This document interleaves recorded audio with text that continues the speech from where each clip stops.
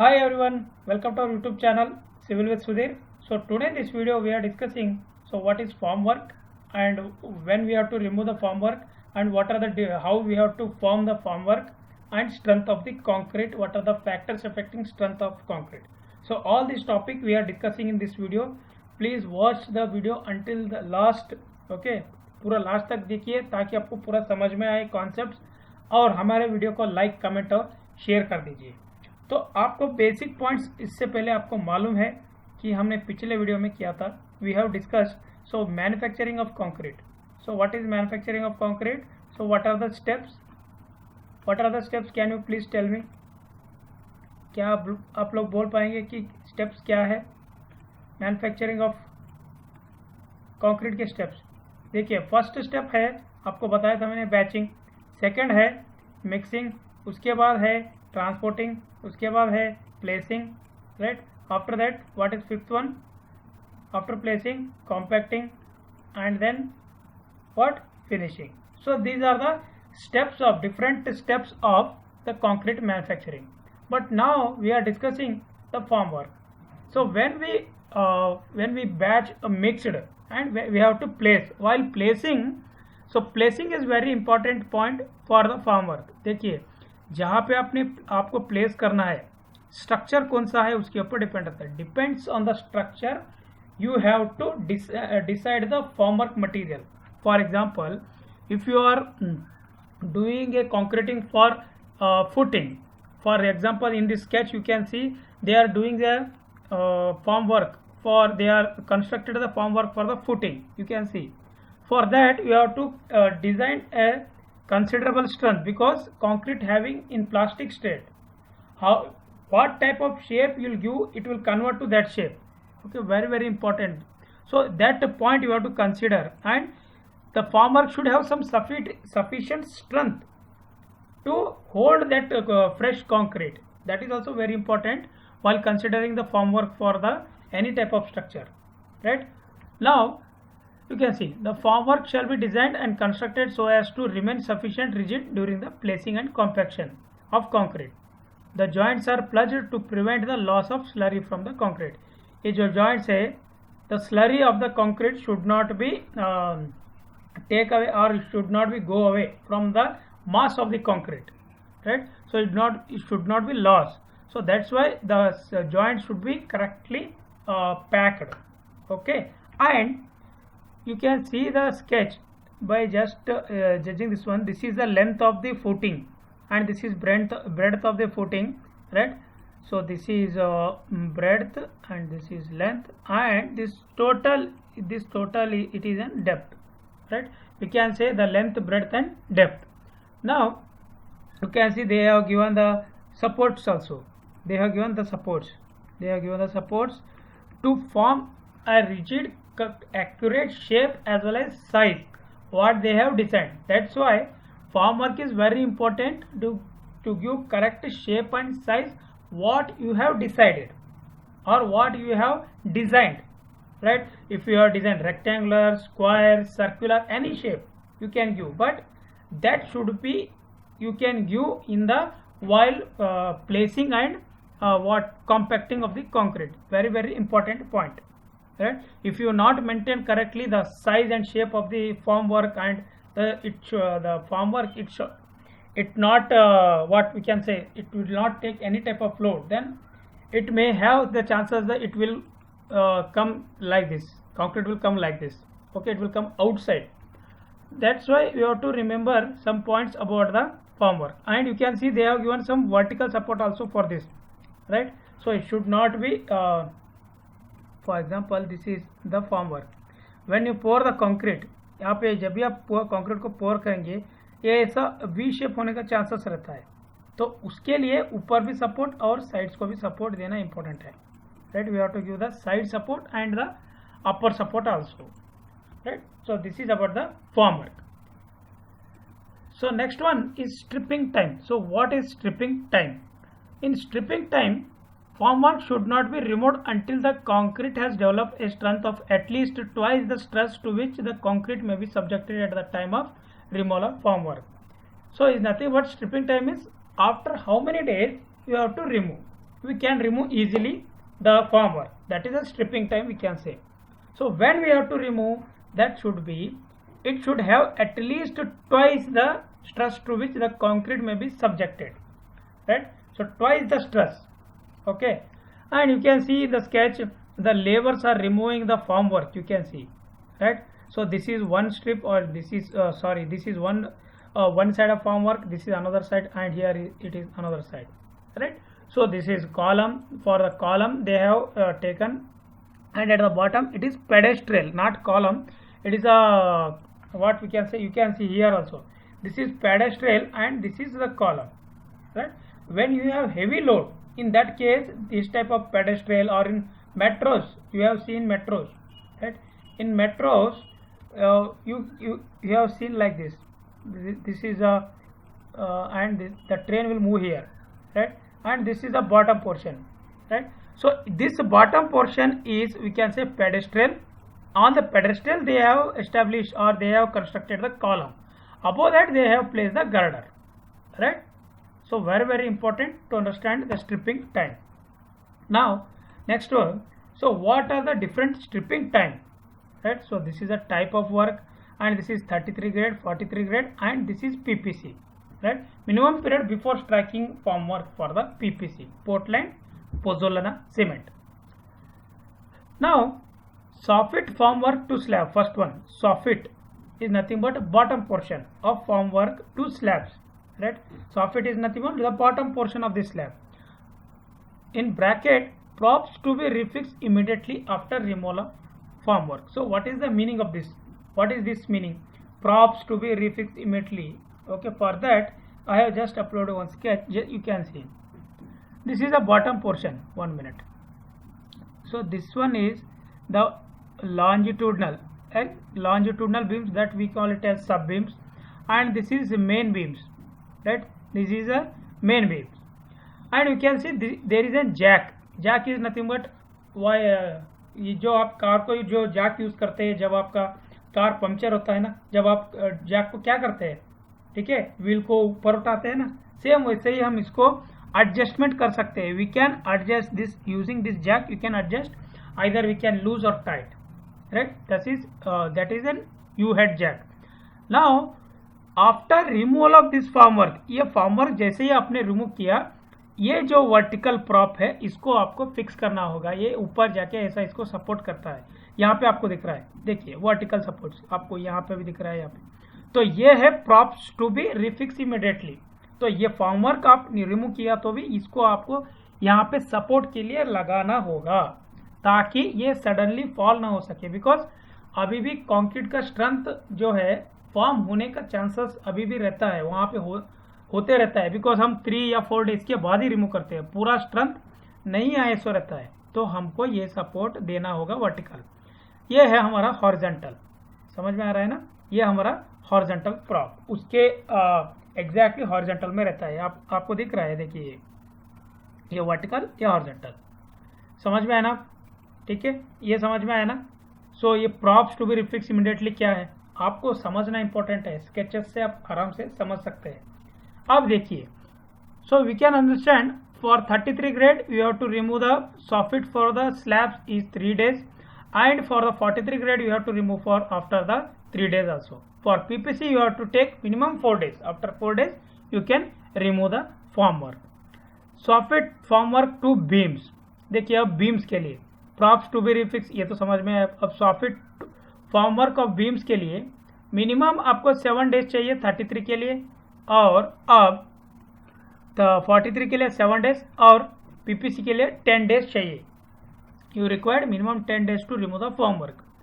Next is props to slabs. देखिए जो props है, अब जो आपने प्रॉप्स लगाया, प्रॉप्स में कितना दिन रखना है अब आपको, ठीक है, प्रॉप्स भी कितना दिन रखना है. अब यहाँ पे स्लैब होगा, बीम हो गया. देखिए ये दो ही यहाँ पे मैंने डिस्कस किया. बिकॉज फुटिंग हम जो भी प्लेस करते हैं, फुटिंग, ठीक है, फुटिंग में हम क्या करते हैं, जैसे ही हमने उसको डिजायर स्ट्रेंथ किया, हम 1 और आफ्टर 24 आवर्स हम रिमूव कर देते हैं. ठीक है, आफ्टर 24 आवर्स हम रिमूव कर देते हैं. बिकॉज वो फुटिंग रहता है, डिजायर स्ट्रेंथ जल्दी एक दिन में ले लेता है. जैसे भी ये हॉरिजॉन्टल और वर्टिकल है, मेंबर्स, उसको हम थोड़ा सा ज़्यादा केयर करना होगा। ठीक है, अब देखिए स्लैब्स के लिए, प्रॉप्स टू स्लैब्स, अगर स्पैन 4.5 मीटर रहा, ठीक है, अप टू 4.5 मीटर, तो उसके लिए 7 डेज लेते हैं हम 33 ग्रेड के लिए, और 43 के लिए भी हम 7 डेज लेते हैं, और पीपीसी के लिए हम 10 डेज लेते हैं। समझ में आया ना आपको? सो अगर स्पैनिंग 4.5 मीटर से ज़्यादा रहा तो उसको हम 14 डेज लेते हैं, यहाँ पे भी 14 डेज लेते हैं, और यहाँ पे 20 डेज लेते हैं पीपीसी में। ठीक है, तो ये समझ में आ रहा है ना आपको? स्पैनिंग अप टू 4.5 और 4.5। अब बीम्स के लिए और आर्चेस के लिए अगर 6 मीटर तक, बिकॉज आर्चेस का साइजेस ज़्यादा रहता है इसलिए हम स्पैनिंग वहाँ पे ज़्यादा लेते हैं। स्लैब्स का स्पैनिंग हमने कम लिया है, अप टू 4 पॉइंट और ओवर 4 पॉइंट।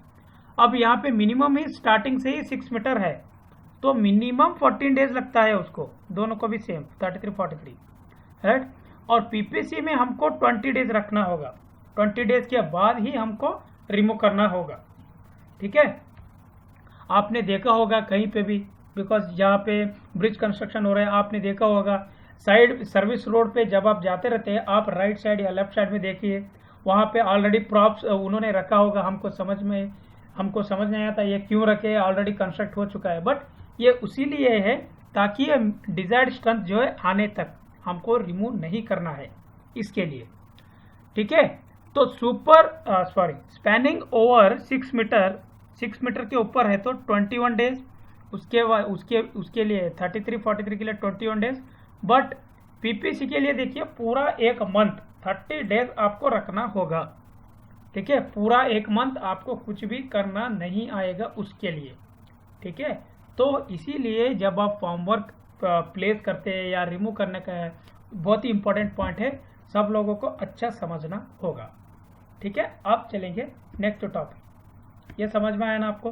ये सब हॉरिजॉन्टल प्रॉप क्या है, वर्टिकल प्रॉप क्या है, जैक क्या है, मेन बीम क्या है, सब बीम क्या है, ये सेंटरिंग का। अब देखिए strength of the concrete. So what is the strength of the concrete? हम स्ट्रेंथ ऑफ द कंक्रीट को क्यों पढ़ना है? देखिए स्ट्रेंथ ऑफ द कंक्रीट हम 2 एस्पेक्ट्स में या 3 एस्पेक्ट्स में भी पढ़ सकते हैं। एक तो हम पढ़ सकते हैं कंप्रेसिव स्ट्रेंथ, एक तो हम टेंसाइल या फ्लेक्सरल स्ट्रेंथ पे पढ़ सकते हैं।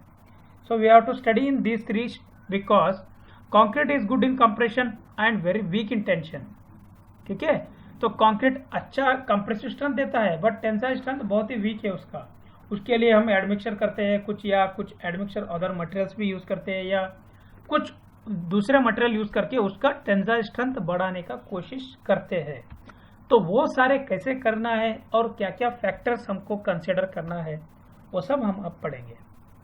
ठीक है, देखिए the concrete making properties of various ingredients of mix are usually measured in terms of compressive strength. ठीक है, तो in terms of compressive strength में हम मेजर करते हैं, बिकॉज हमारा मेजर हमको चाहिए कंप्रेसिव स्ट्रेंथ। हम कभी भी टेंसाइल स्ट्रेंथ ज्यादा उसको कंसिडर नहीं करते, बिकॉज हम यहाँ पे टेंसाइल स्ट्रेंथ इग्नोर करके, ठीक है, टेंसाइल स्ट्रेंथ इग्नोर करके हम क्या करते हैं, जो भी टेंसाइल स्ट्रेंथ है वो रेनफोर्समेंट लेगा। What ever be the tensile strength, it should be taken by the reinforcement, not by the concrete. We are just avoiding the tensile strength of the concrete. So compressive strength is also used as a qualitative measures for other properties of hardened concrete, right? So hardened concrete. Now what are the factors? Factors क्या क्या है देखिए। So factors ये है कि factors affecting, देखिए first है water cement ratio, second है gel space ratio, and third one है ग्रेड्स ऑफ कंक्रीट। ठीक है, ग्रेड्स ऑफ कंक्रीट। तो 3 पॉइंट्स को आज अब हम डिस्कस करेंगे। ये वाटर सीमेंट रेशियो क्या है, जेल स्पेस रेशियो क्या है, वो सारे अब हम डिस्कस करेंगे। चलिए 1 मिनट। ओके, अब देखिए, तो जैसे हम अब ये पॉइंट में आएंगे, जैसे हम डिस्कस करेंगे कि वाटर सीमेंट रेशियो क्या है। सो आपको पता है वाटर टू सीमेंट रेशियो, इसको हम कैसे डिनोट करते हैं, कितना हमको एक सीमेंट के लिए कितना वाटर हमको ऐड करना है, how much amount of water we have to add for the a particular type of cement. right? That we can denote it here. You know, for the hydration process we have taken 23%, right? And for the gel porous we have taken for 15%. How much it happened? It is 0.38, right? Or we can say 38% of the total quantity of the cement or anything, right? And this 0.38 you can start from 0.38, but minimum they can take from 0.4 also, right? They can start from the 0.4 also. Let's see the water cement ratio. Water cement ratio means the ratio between the weight of the water to the weight of the cement, right? कितना wait हम ले रहे हैं water का और cement का, उसका ही ये रेशियो है. Normally water cement ratio falls under 0.4 to 0.6. Just मैंने आपको बताया, just I have explained you. we got 0.38. instead of taking 0.38 they will summarize and they are started from 0.4, right? So 0.4 to 0.6 as per IS code 10262. this is the code. okay, ये आपको देखिए, एक minute, ये आपको अच्छा याद रखना है. 10262 2009 फॉर नॉमिनल मिक्स.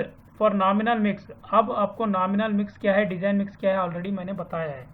ठीक है, नॉमिनल मिक्स क्या है, डिजाइन मिक्स क्या है, आपको मैंने बताया है. तो नॉमिनल मिक्स में M10, M15, M20, M25 जो भी है, ठीक है, उसको क्या करते हैं हम 0.4 से 0.6 तक हम लेते हैं एज पर IS कोड 10262. तो उसके बाद एक साइंटिस्ट ने क्या बताया हमको, अब्राम्स, एक साइंटिस्ट ने अब्राम्स, और ये क्वेश्चन आ चुका है, एक बार कहीं पे पूछ चुके हैं.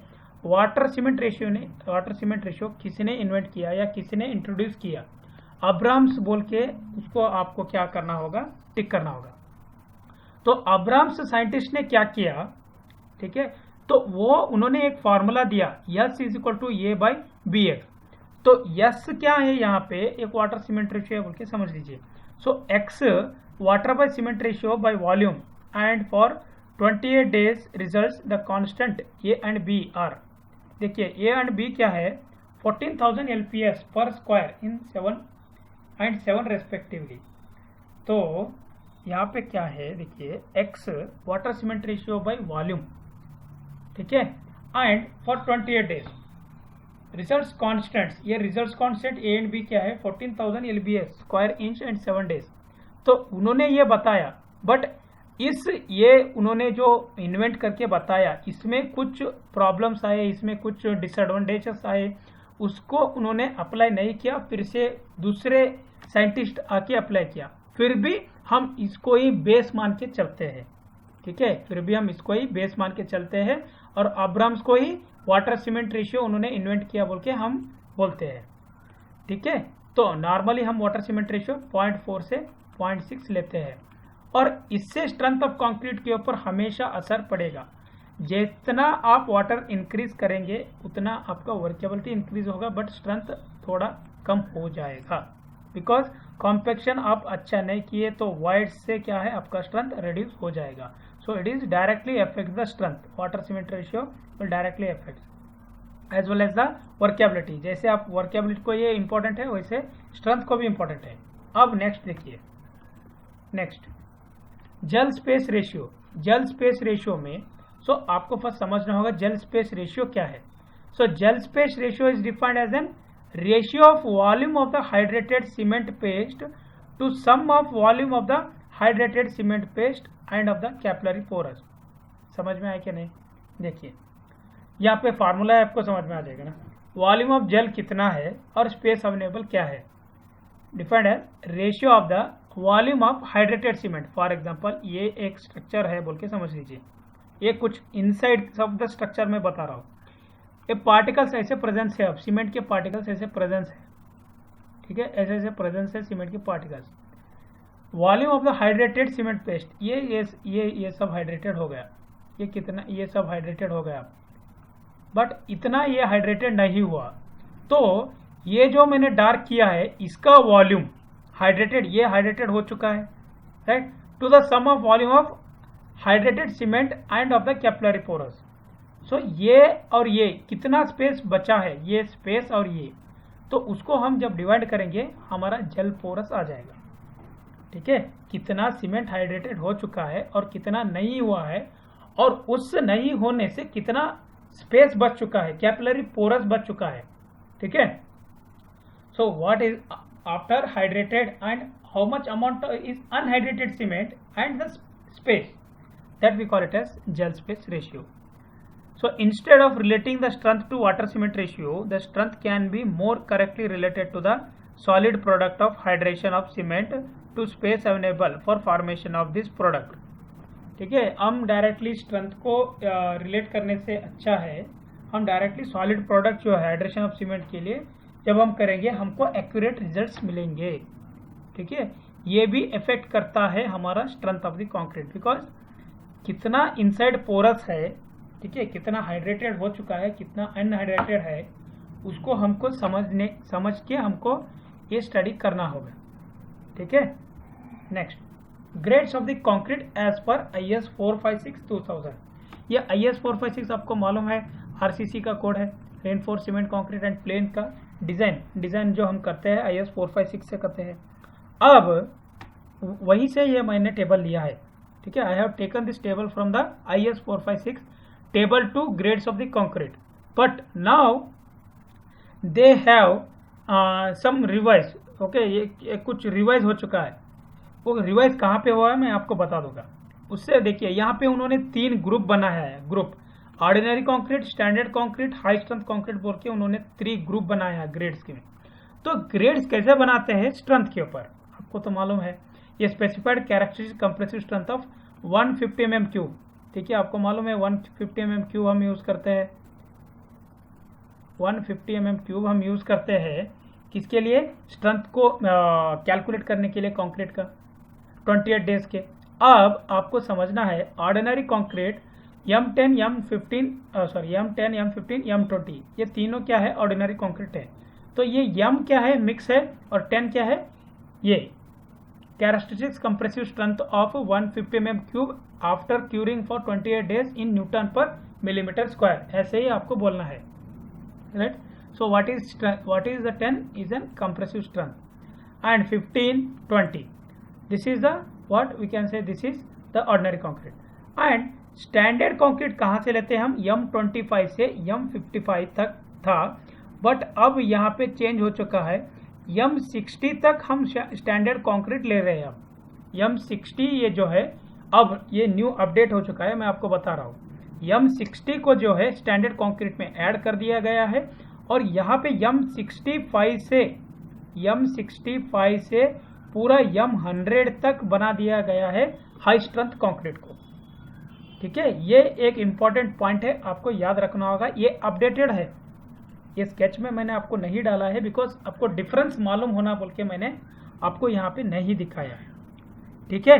तो ये समझ में आया ना आपको, grades of the concrete as per IS 456-2006, okay. Next, maturity concept of the concrete. अब मैच्योरिटी कॉन्सेप्ट क्या है, या मैच्योरिटी क्या है, maturity of concrete we can से।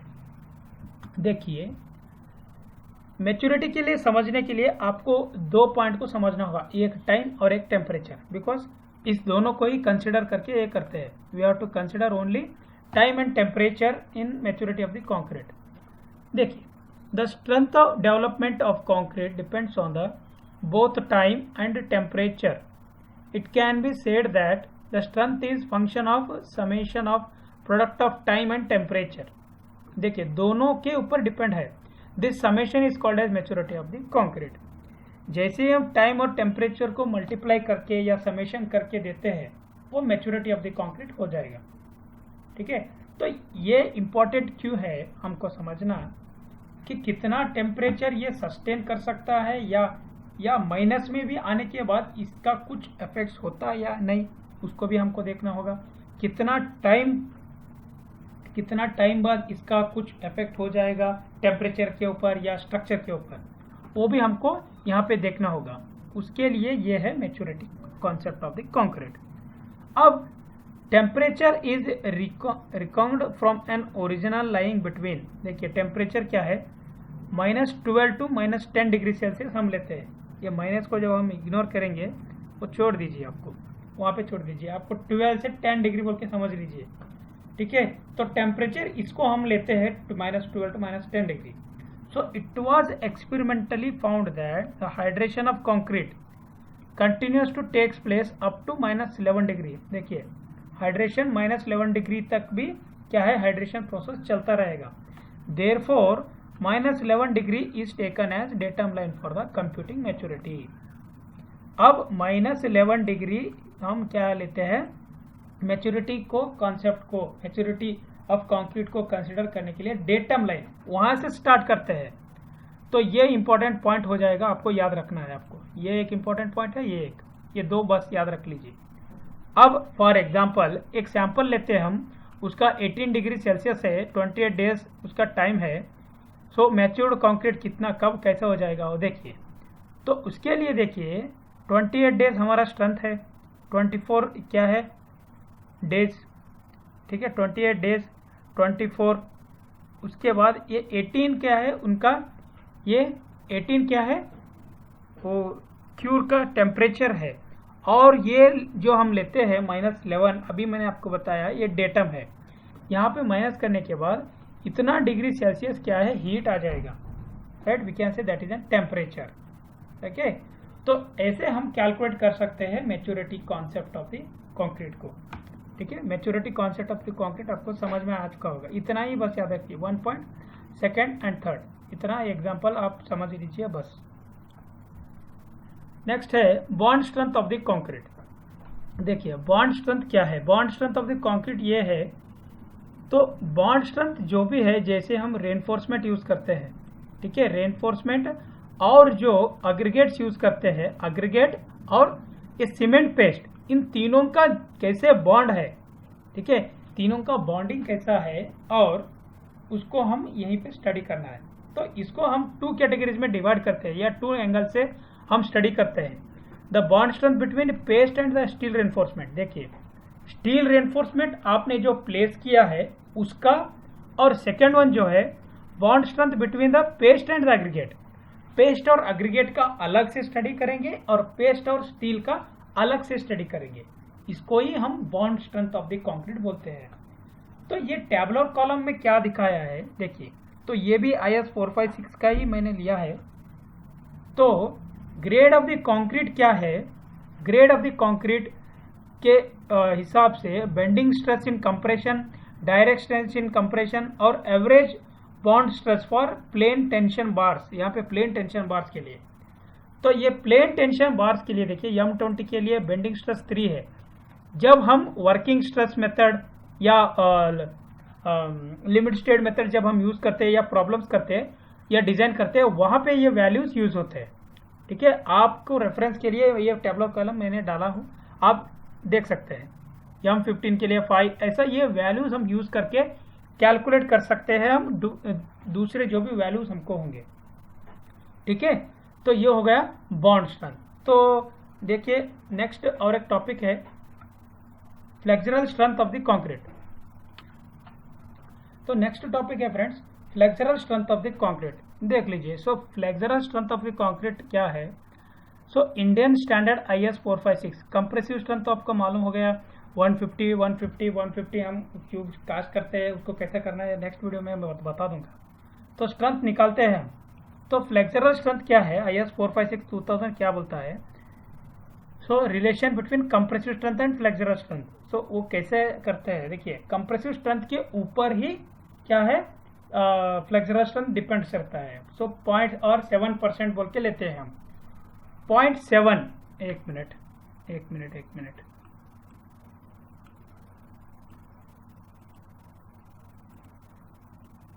हाँ देखिए 0.7 ये फॉर्मूला क्या है, रूट ऑफ एफ सी के है। तो ये क्या है, flexural strength of the concrete है।